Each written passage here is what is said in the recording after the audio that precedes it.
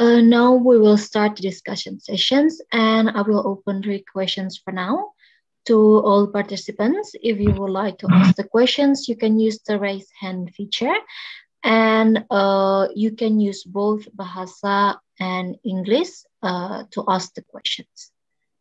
So you can use the raise hand feature now. Okay, first we have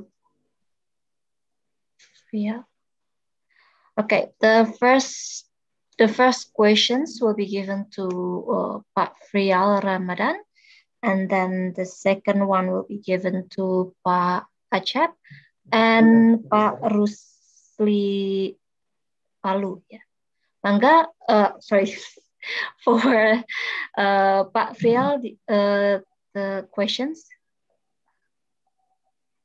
Baik, terima kasih. Ibu moderator. Assalamualaikum warahmatullahi wabarakatuh. Assalamualaikum. Pak Syed Farid Alatas. Saya dari Bogor, Pak, dari tempat kelahiran Syed Hussein Alatas. Ya. Khususnya saya librarian, Pak. Di Empang, Pak. Di Empang. Oh, di Empang. Kami dari Empang. Ya, saya tahu. Pertanyaan saya adalah akhir-akhir ini dalam bidang sejarah itu muncul apa yang dinamakan sejarah global, Pak. Global history. Nah, apa yang apakah global history ini mengganggu daripada visi autonomous science? Karena saya melihat bahwa autonomous science atau ilmu mandiri itu lebih banyak mengeksplor konsep-konsep lokal gitu. Sehingga nampaknya itu lebih didukung oleh sejarah lokal. Apakah ada pertentangan antara sejarah global dan sejarah lokal untuk mendukung ilmu sosial mandiri itu? Terima kasih, Pak. Ya, terima kasih untuk soalan itu. Saya rasa tidak ada pertentangan antara apa yang kita menamakan global dengan lokal, ya. Karena setiap konsep itu adalah lokal, termasuk konsep yang ada dalam ilmu sosial di Barat. Semuanya adalah lokal. Tetapi konsep itu yang berasal dari Barat dijadikan universal dan dijadikan global. Dijadikan universal dalam arti dijadikan supaya dapat diterapkan untuk semua masyarakat. Contohnya konsep ideologi, ya, konsep ideologi yang berasal dari Perancis. Ya, pada awalnya konsep itu merupakan konsep yang lokal, berasal dari Perancis sebelum atau sekitar revolusi Perancis, dan pada kurun ke-19 di Eropa, konsep ideologi itu berarti satu sistem gagasan atau idea yang memutarbelitkan kenyataan.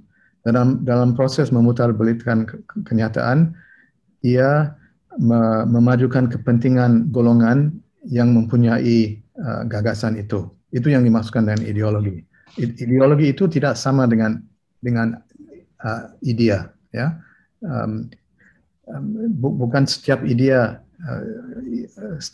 tidak semestinya memutarbelitkan kenyataan, ya. Ideologi merupakan idea yang memutarbelitkan kenyataan demi memajukan kepentingan golongan yang mempunyai idea itu. Jadi ia mulai konsep ideologi mulai sebagai konsep yang lokal, tetapi dijadikan universal. Begitu juga dengan konsep lokal kita sendiri. Contohnya merantau, ya. Kita menganggapnya sebagai konsep yang lokal sebab ia merupakan sesuatu yang berakar umbi dalam sejarah dan budaya kita. Tetapi ada kemungkinan besar bahwa konsep merantau dapat diterapkan pada situasi di rantau yang lain, seperti di Amerika Latin, seperti di Afrika dan sebagainya. Ya, itu adalah tujuan kita, ya, untuk melihat bagaimana konsep yang lokal dapat dijadikan universal. Baik, terima kasih Pak. Baik, terima kasih. Lanjut untuk ke pertanyaan, to the next questions, Pak Acep. Baik, terima kasih kesempatannya. Senang sekali bisa mendengar langsung kuliah dari Prof. Syahda-Latas. Pertanyaan saya gini Pak, Prof. Di samping kita bicara tentang sains dalam perspektif Barat, Western atau European, dan kemudian lokal, diskusi yang sudah lama berlangsung juga adalah tentang bagaimana Western Science atau dalam area kita Western Social Science itu dalam kaitannya dengan sains dalam Islam gitu, sehingga yang mungkin dari tahun 70-an kita sudah lama mendengar tentang konsep sains Islam, Islamization of knowledge and science dan kayak gitu. Nah, saya ingin mendengar pendapat dari Prof. Syahda-Latas bagaimana kita meletakkan perdebatan antara di satu sisi kita berhadapan dengan kita harus kemudian memunculkan yang lokal, tidak tergantung kepada teori-teori yang dari Barat, dan pada sama juga misalkan terutama dalam diskusi yang setahu saya masih cukup berlangsung gitu ya, ongoing discussion di kampus-kampus Islam di Indonesia adalah bagaimana kita juga memposisikan sains Islam atau Islam dalam hal ini berhadapan dengan sains Barat gitu. Sementara kita juga paham bahwa ketika kita melihat lokal dan ketika kita zoom in, apa yang dimaksud dengan lokal itu kan cukup kompleks juga. Di Indonesia dalam diskusi akademik maupun bahkan politik, orang masih kadang membenturkan antara Islam sebagai a global thing gitu yang di mana-mana, dan ada lokalitas gitu, sehingga kemudian muncul Islam yang Islam transnasional, kemudian ada Islam Nusantara gitu, yang berarti Islam Nusantara ya Islam yang lebih lokal. Nah, berhadapan dengan situasi yang kompleks seperti itu, Prof, bagaimana kita sebagai intelektual atau misalkan intelektual terutama yang dari kampus-kampus Islam, di satu sisi kita berhadapan dengan lokalitas versus Western science, tapi kita juga Islam gitu, ada Islam, dan Islam might not necessarily lokal dalam diskursus kita gitu kan, meskipun kita sering mencoba untuk mendialogkan itu. Nah, bagaimana melihat ketiga hal itu dalam perspektif Prof. Syahda-Latas? Terima kasih. Ya, terima kasih. Ya, sangat menarik dan suatu persoalan yang sangat luas ya. Ya, mungkin saya bisa menjawabnya dengan membuat perbedaan antara Islam sebagai agama dan Islam sebagai suatu tradisi. Ya, jadi kalau kita sebagai orang Islam yang menganuti agama Islam, kita harus membedakan itu daripada Islam sebagai satu tradisi, sebagai sumber ide dan gagasan. Itu harus dibedakan ya. Jadi kalau kita ingin mewujudkan ilmu mandiri, ya, tidak seharusnya kita menghadapkan sumber kita kepada tradisi Islam. Ya, kita harus melihat kepada semua tradisi, sama ada dari Islam atau tidak. Contohnya kalau kita ingin mengkaji tentang revolusi Indonesia atau revolusi Filipina, mungkin atau memang ada konsep yang sesuai, teori yang sesuai daripada sarjana yang ateis seperti Karl Marx, ya. kalau kita ingin mengkaji tentang sesuatu yang tentang sejarah Kesultanan Melaka, mungkin saya akan menggunakan teori dari Ibn Khaldun, sebab itu mungkin lebih sesuai, ya. Ataupun mungkin saya dapat menggabungkan teori dari Karl Marx dengan Ibn Khaldun untuk mewujudkan satu teori yang lebih kaya. Jadi memilih teori dan konsep proses pembentukan konsep itu tidak bergantung kepada agama kita, ya. Yang penting adalah peran agama dalam kita mesti memahami peran agama dalam proses pembentukan ilmu. Seharusnya agama itu tidak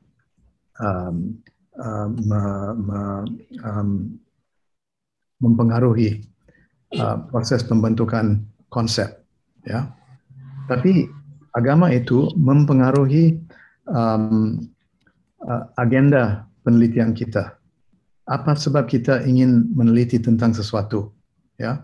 Mungkin sebab kita ingin menyelesaikan suatu masalah dalam masyarakat kita, dan itu didorong oleh mungkin oleh etika kita, oleh akhlak kita mungkin, ya. Dan itu mungkin dipengaruhi oleh agama kita. Dan selepas penelitian, kalau kita ingin mencadangkan suatu dasar atau polisi, jalan tersapak di dunia coba. Apa semua andi anu? Kalau kita ingin mencadangkan suatu polisi untuk menyelesaikan suatu masalah, mungkin itu juga dipengaruhi oleh agama kita.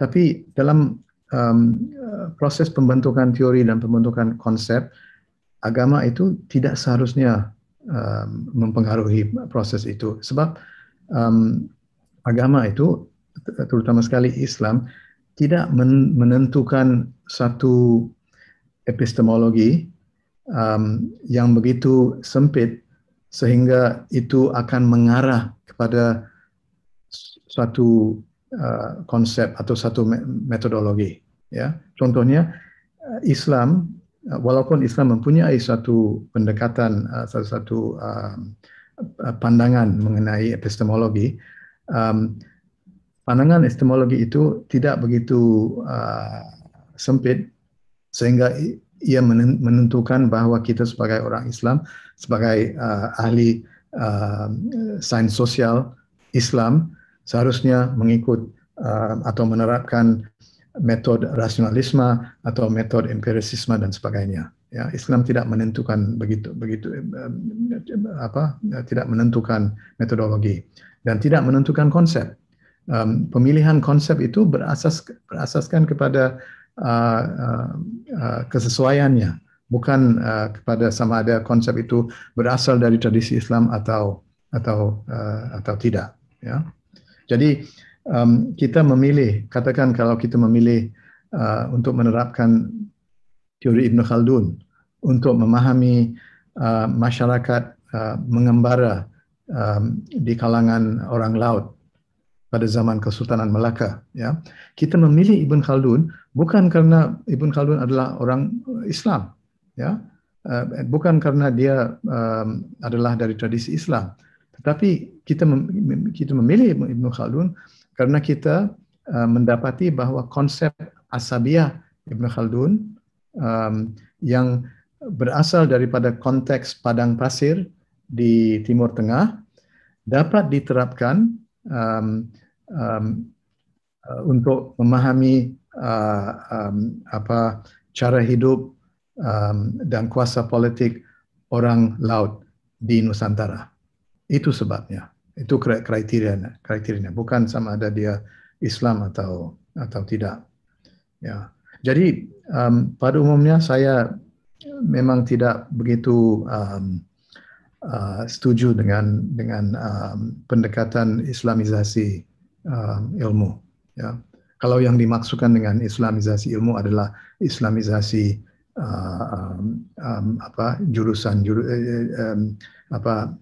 disiplin-disiplin tertentu seperti Islamisasi ekonomi, ilmu ekonomi, Islamisasi ilmu sosiologi, atau Islamisasi konsep dan Islamisasi metode, itu memang tidak mungkin, ya.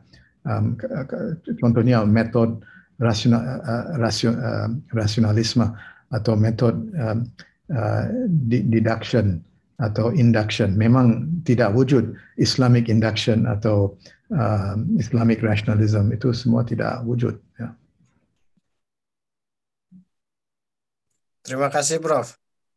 Sama-sama.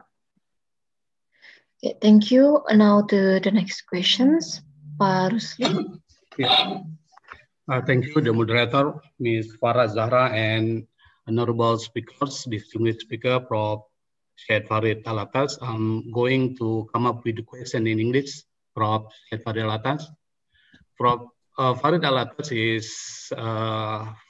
very popular, and a lot of books that you have written, especially in relation to Muslim societies. I have read a lot of books that you have already written covering Islam, democracy, and authoritarianism, applying Ibn Khaldun, sociological theory beyond the canon, alternative discourse in Asian society, and many others.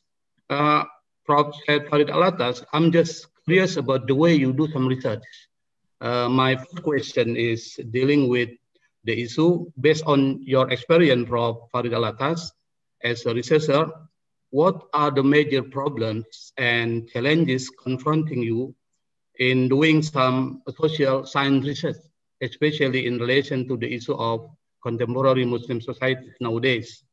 And the second question is something to do with motive and ideology behind the researcher. Sometimes when we do some research, especially our motive and ideology enter our research, and how to solve this bias while doing research based on your experience, Prof. Syed Farid Alatas, because a lot of books that you have already written inspired me, especially in doing some research in social science. Thank you. Thank you very much. And I'm glad to see you today, and I'm very glad joining this seminar, very valuable seminar. Thank you. Thank you very much for your question and for your comments. It's a very big question, and maybe difficult to answer satisfactorily in this short time. When you talk about problems of research, of course, it depends on where you live, which institutions you live in, you work at, and what countries you live in. But let me just try to offer an explanation, an answer. You see, I have been talking about ilmu mandiri, about autonomous knowledge. So the question is, autonomy from what? Mandiri dari apa? Yeah. See, when we talk about mandiri, we're saying we want to be autonomous, we want to be bebas, tapi bebas dari apa? Yeah. So previously we were talking about membebaskan diri daripada Eurocentrisme, daripada minda terbelenggu. But we have to remember that it's not only Eurocentrism which is a problem. It's not only academic dependency on Western institutions that is the problem. There are other forms of control of knowledge production which have little to do with the West. For example, in most Muslim countries, there is lack of academic freedom.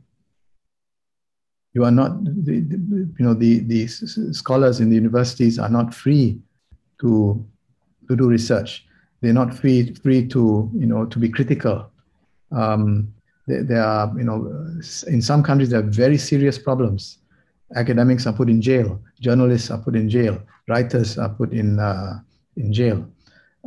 In other countries where it's not as serious, but there are still problems. In my country, for example, there are restrictions on what you can say. And there have been occasions, for example, books are banned. Books which the government decides are not good for society are banned, including books that we may write as not only books written by foreigners, but books written by Malaysians and published in Malaysia. So we have the problem of authoritarianism. We also have the problem of religious domination in many Muslim countries, where religious authorities tell you what is right and what is wrong. The religious authorities also advise the government, about who can speak, who cannot speak. So again, they may suggest books to be banned. They may suggest authors, writers, speakers to be banned. I myself have been banned on a couple of occasions in Malaysia. So we have these other problems. And also, apart from Eurocentrism, another problem that we have, which we don't take seriously enough, is androcentrism. You know what I mean by androcentrism? It's the male bias.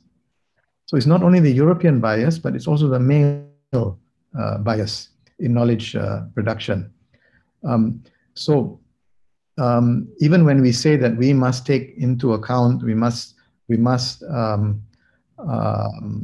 be interested in local thinkers, not only Western thinkers, but usually the name of all these local thinkers are male, are men. Yeah. So we mentioned Gandhi, Tagore, Rizal, Frantz Fanon, all these names, and they are mostly men. But what about all the women? What about all the women thinkers? Surely, in the time of Jose Rizal, or in the time of Haji Misbah or Chokro Minoto, weren't there any women? Of course, for example, we have the famous Kartini. My colleague Vanita Sinha has written much about Pandita Ramabai, who was a 19th century Indian thinker, who's also been marginalized. So we can find in many societies in the 19th century and earlier, but we speak about the 19th century as the period of the rise of the social sciences. We find in the 19th century there were many women thinkers and writers, but we also ignore them. So we have to also deal with the problem of androcentrism. So religious domination, authoritarianism, androcentrism, these are additional problems to Eurocentrism. So we cannot only deal with Eurocentrism, we have to deal with these other problems as well. But can I also say that, for us as a region, I think one of the unfortunate things is we don't have enough contact with each other, especially between Malaysia and Indonesia. And I think what is good is, for us, I remember many years ago, there was, I used to participate in some of them in the 1990s, this conference series called SKIM, Symposium Kebudayaan Indonesia Malaysia. This was a very interesting conference. It was held every year. It was co-organized by University Kebangsaan Malaysia and Universitas Pajajaran. Isn't that in Bandung? Or that's in Bandung, right? Sure. Yeah, di Bandung. Yeah, that's right. So these two universities, they used to organize Symposium Kebudayaan Indonesia Malaysia, SKIM.